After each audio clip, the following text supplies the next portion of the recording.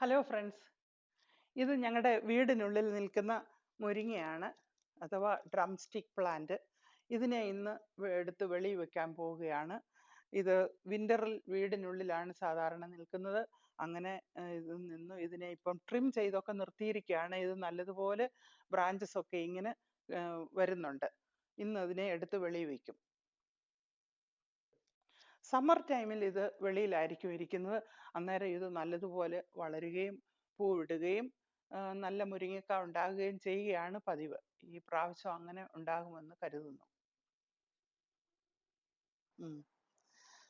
വീടിനുള്ളിൽ ഇരുന്ന മുരിങ്ങ വെളിയിൽ എടുത്തു വെച്ചിട്ടുണ്ട്. ഇച്ചിരി ഹെവി ആയിരുന്നു, എന്നാലും ഞങ്ങൾ പലരും കൂടി പിടിച്ച് ഞങ്ങൾ വെളിയിൽ വെച്ചിരിക്കുകയാണിത്. ഈ പോട്ടിംഗ് സോയിലൊക്കെ ഇത് ഓൾറെഡി ചേഞ്ച് ചെയ്തതാണ്. ഇത് ഫ്രഷ് പോട്ടിംഗ് സോയിലാണ് ഇട്ടിരിക്കുന്നത്. ഇന്ന് നല്ല സൺലൈറ്റ് ഒക്കെ ഉണ്ട്. ഇന്ന് വെച്ചത് കൊണ്ട് ചിലപ്പം ഇന്ന് അല്പം വാടിയേക്കും. കുറച്ച് ഇലയൂടെ വെട്ടിയെടുക്കണമെന്ന് വിചാരിക്കുന്നു. വീടിനുള്ളിൽ നിന്നിരുന്ന പല ചെടികളും പുറത്ത് വെച്ചിട്ടുണ്ട്. അത് സമ്മറിൽ നല്ലതുപോലെ വളരും. പുറത്തേക്ക് എടുത്തു വെച്ച ഒരു ഡേറ്റ് സ്പാം ആണിത്. നല്ലതുപോലെ വളരുന്നുണ്ട്. ഇതിൻ്റെയും സോയിലൊക്കെ ചേഞ്ച് ചെയ്തതാണ്. ചെറിയ ഒരു മുല്ലച്ചെടി വളർന്നു വരുന്നു. വീടിനുള്ളിൽ നിൽക്കുമ്പോഴും ഈ മുരിങ്ങച്ചെടിയിൽ നിറയെ പൂ എന്നും ഉണ്ടാകും. ഇനി ഇത് വെളിയിലത്തെ ടെമ്പറേച്ചറുമായിട്ടൊക്കെ ഒന്ന് കോപ്പറേറ്റ് ചെയ്യാൻ കുറച്ച് സമയമെടുക്കും. May be 1 week 2 weeks. അത് കഴിഞ്ഞ് നല്ലതുപോലെ ഇത് വളരാൻ തുടങ്ങും. സാധാരണഗതിയിൽ അങ്ങനെയാണ് കണ്ടുവരുന്നത്. എല്ലാ വർഷവും ഇതിൽ പൂ ഒക്കെ നല്ലതുപോലെ ഉണ്ടാകും. ഇതൊരു 10 വർഷത്തിൽ കൂടുതലായ ഒരു മുരിങ്ങയാണ്.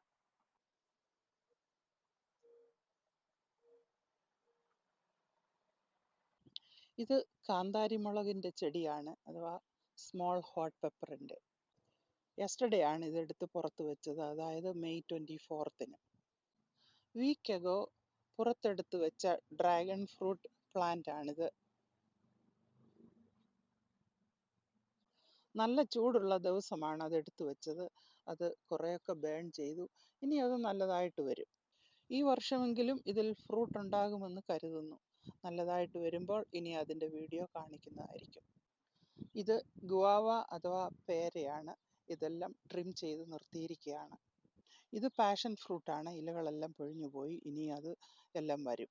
സോയിലൊക്കെ ചേഞ്ച് ചെയ്ത് ഫ്രഷ് സോയിലിട്ടാണ് എല്ലാ ചെടികളും പുറത്തു വച്ചിരിക്കുന്നത്. Thank you for watching.